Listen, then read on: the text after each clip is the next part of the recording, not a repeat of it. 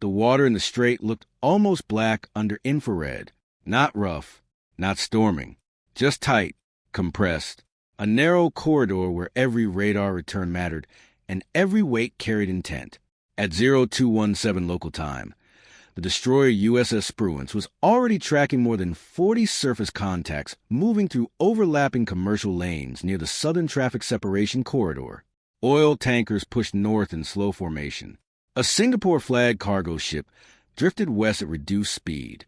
Somewhere beyond them, invisible in the darkness, patrol craft from Iran's Islamic Revolutionary Guard Corps Navy had begun repositioning. Nobody aboard Spruance knew yet which contact would matter, but something had already changed. The first indication was not visual. It was procedural.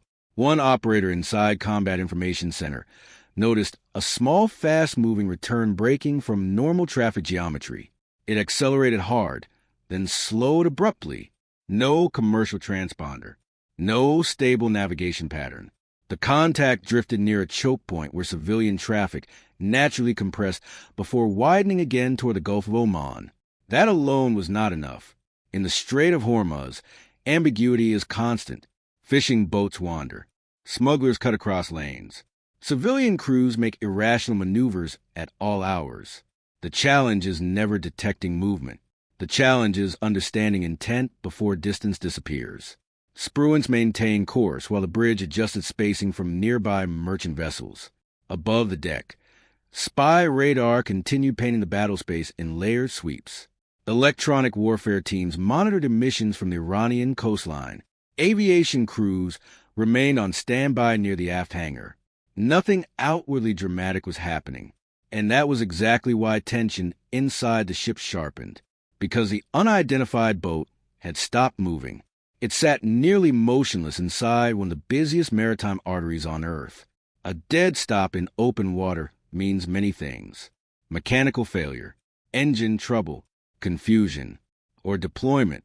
The Strait of Hormuz is only about 21 miles wide at its narrowest point, but the actual shipping lanes are far tighter. Tankers carrying nearly a fifth of the world's traded oil move through predictable corridors every day.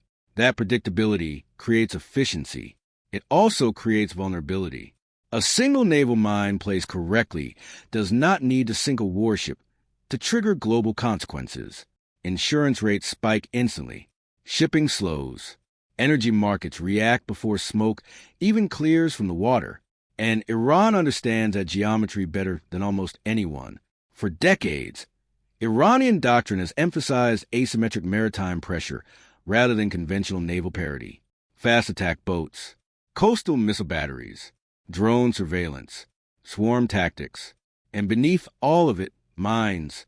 Cheap, difficult to detect, psychologically devastating. Inside SIC, operators began replaying the boat's movement history. The track now looked strange in reverse. It had approached the lane indirectly, slowing twice before reaching its current position.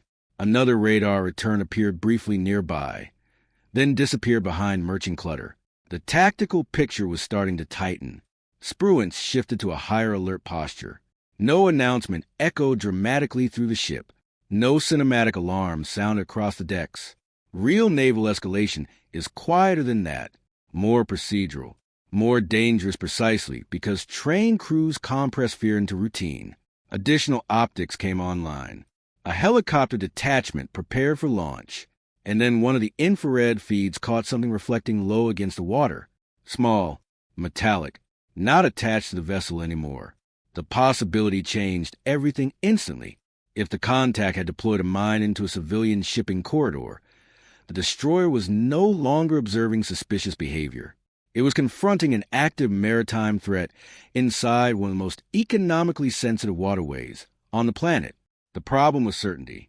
Naval commanders do not fire because something feels wrong, especially in contested international waters surrounded by civilian traffic and geopolitical consequences.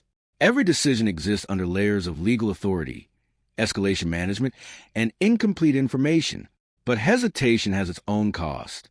Spruance altered speed slightly to create maneuvering space. Nearby commercial traffic was quietly warned through maritime channels to maintain distance from a designated area without triggering broader panic. The unidentified boat began moving again, fast. Its bow cut sharply eastward, accelerating toward Iranian coastal waters. That movement mattered almost more than the suspected deployment itself, because fleeing immediately after stopping at a strategic choke point fit a recognizable operational pattern. The helicopter launched within minutes. Rotor wash tore across the darkness as the aircraft lifted from the destroyer's aft deck and pushed low across the strait. From above, the geometry became clearer. Civilian traffic below moved in slow, predictable lines, while the suspect vessel darted aggressively between them. The crew aboard the helicopter identified at least 3 individuals on the craft. No visible fishing equipment. No distress signals. No clear national markings. The boat ignored radio warnings. Then came the second complication. Another contact emerged farther north. Then another, small, fast-moving craft leaving the Iranian side of the strait, not charging directly. Not yet, but repositioning. This was a danger with maritime gray zone tactics. A single suspicious act rarely exists alone. Confusion itself becomes part of the operational environment. While one vessel forces identification and response, others create pressure, distraction, or potential escalation points. Spruance now had multiple problems unfolding simultaneously. A. Suspected mine in a commercial lane, an escaping fast boat, additional unidentified craft entering the area, civilian ships still moving through the corridor, and every minute increased the chance that something irreversible could happen. The destroyer's commanding officers had to make calculations measured not only in weapons ranges, but in political consequences measured across entire regions. If the mine threat proved real and nothing was done, a tanker could strike it within hours. If force was used too aggressively without clear confirmation, the strait itself could ignite. The helicopter crew tracked the fleeing vessel continuously, while Spruance coordinated with regional maritime assets already operating nearby. Electronic surveillance intensified. Radar classification updated in real time. One of the approaching small craft altered course abruptly after U.S. warnings were broadcast across emergency frequencies. The suspect boat did not. It accelerated again. By now, the helicopter crew could see objects on the deck being shifted rapidly by the occupants. One operator reported what appeared to be cylindrical equipment partially covered near the stern. Potential mine handling gear. Still not absolute confirmation, but enough. The first engagement unfolded quickly and violently. Warning shots struck the water ahead of the vessel. No response. The boat maneuvered hard starboard and increased speed again. Spray exploding behind its hull as it attempted to break towards shallower coastal approaches where pursuit geometry would become more complicated. Then the situation crossed the threshold. The craft turned suddenly toward the helicopter's approach vector. That changed the rules entirely. Defensive engagement authorization came almost immediately afterward. Controlled bursts tore across the water. One engine detonated first in a bloom of sparks and smoke. The vessel veered violently, lost momentum, and rolled partially sideways before slowing into the dark current. But even then, the crisis was not over, because the suspected mine was still somewhere behind them, and nobody yet knew whether there was only one. That is the hidden terror of naval mines. Once deployment is suspected, uncertainty spreads faster than the threat itself. Every piece of floating debris becomes suspicious. Every radar shadow near the surface demands investigation. Merchant captains begin second-guessing routes. Commanders start imagining chains instead of single devices. Spruance immediately shifted from interception to containment. Mine countermeasure procedures began activating across the operating area. Surveillance assets widened search patterns around the suspected deployment zone. Nearby traffic lanes were adjusted cautiously to reduce exposure, without publicly signaling a confirmed mining incident. The destroyer itself maintained distance from the suspected area. Modern warships are powerful, but mines exploit inevitability. A destroyer cannot armor the ocean beneath it. Even advanced vessels remain vulnerable to explosive charges hidden just below the surface or anchored beneath shipping routes. Hours passed under tightening operational pressure. The suspected device had not yet been visually confirmed, and that uncertainty became strategically dangerous, because every minute without confirmation created room for competing narratives. Was it an actual mine deployment? A failed operation? A decoy maneuver designed to trigger panic and reroute traffic? Or a probe intended to study American response timing and coordination? The answer mattered enormously. By dawn, specialized surveillance identified an object consistent with moored naval mine configuration drifting near the edge of the shipping corridor. Not a simulation, not debris, a real threat. Explosive ordnance teams moved carefully. No dramatic countdown unfolded. No heroic sprint against a ticking clock. Real mine disposal operations are slower than audiences expect and far more nerve-wracking because precision replaces spectacle. The object floated low beneath the surface, partially concealed by current and reflected sunlight. One mistake in approach distance or handling procedure could trigger detonation close enough to damage nearby vessels or block the corridor entirely. The disposal team used remote systems first. Imaging confirmed the device carried characteristics associated with Iranian naval mine architecture seen in previous regional incidents and intelligence assessments, though attribution in maritime confrontations is often politically contested and carefully worded in public statements. The mine was eventually neutralized in controlled fashion. A muted underwater blast rolled through the strait. No fireball climbed into the sky. No triumphant music followed. Just a pressure wave beneath one of the world's most critical waterways. And for several minutes afterward, global energy markets remained unaware how close the corridor may have come to disruption. But inside military command networks, the meaning landed immediately because the tactical event revealed something larger.